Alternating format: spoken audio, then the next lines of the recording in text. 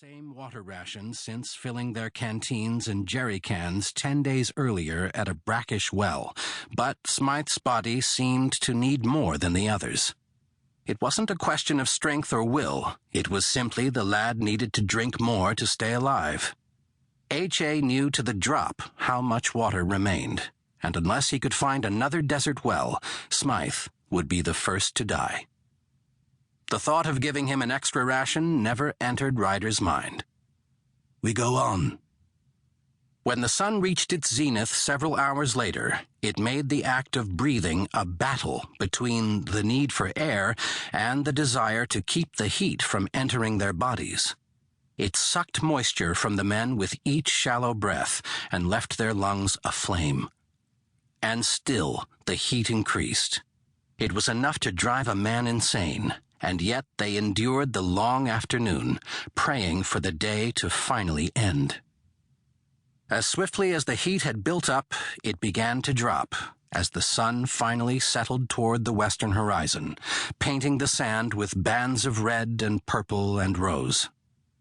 Ryder scaled a dune and panned the desert behind them for sign of their pursuers. He could see nothing but shifting dunes. Their tracks had been scoured clean by the constant zephyrs, though it gave him little comfort. The men chasing them were some of the best trackers in the world.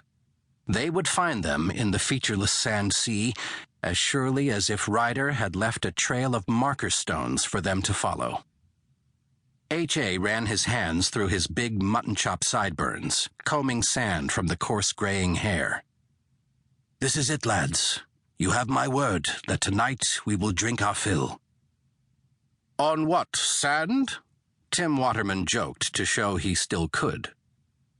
"I've been looking in every stream bed we've crossed for the past 5 days," H.A. said. The men were startled. None of them had realized they'd crossed any dried-out rivers. To them, the desert had been featureless and empty. A cold moon began to climb behind them as the last rays of the sun sank into the distant Atlantic, and soon the sky was carpeted with more stars than a man could count in 100 lifetimes.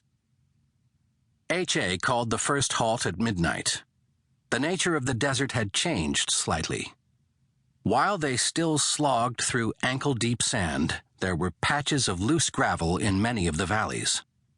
H.A. had spotted old watering holes in a few of the washes, places where eland and antelope had dug into the hard pan, searching for underground water.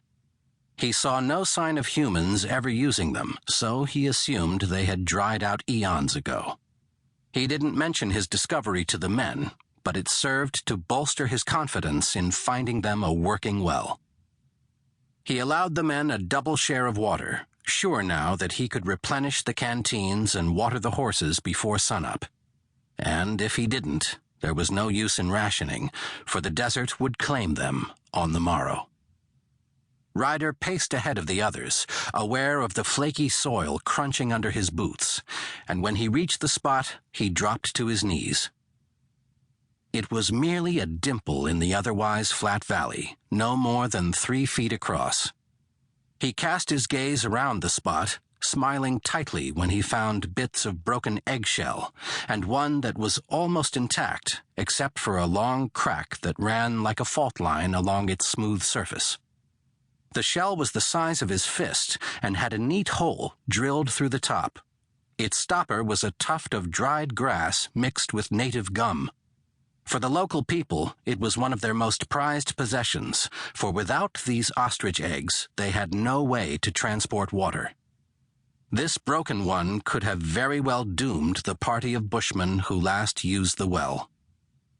"What have you found, H.A.?" John Varney asked, kneeling in the dirt next to the guide. "Water, Mr. Varney." Though 20 years his senior, H.A. tried to speak deferentially to all his clients. Without another word, the 2 men began scraping back the soil that a bushman had laboriously used to refill the precious well so that it didn't dry out. They excavated 2 feet of earth, and there was still no sign of water.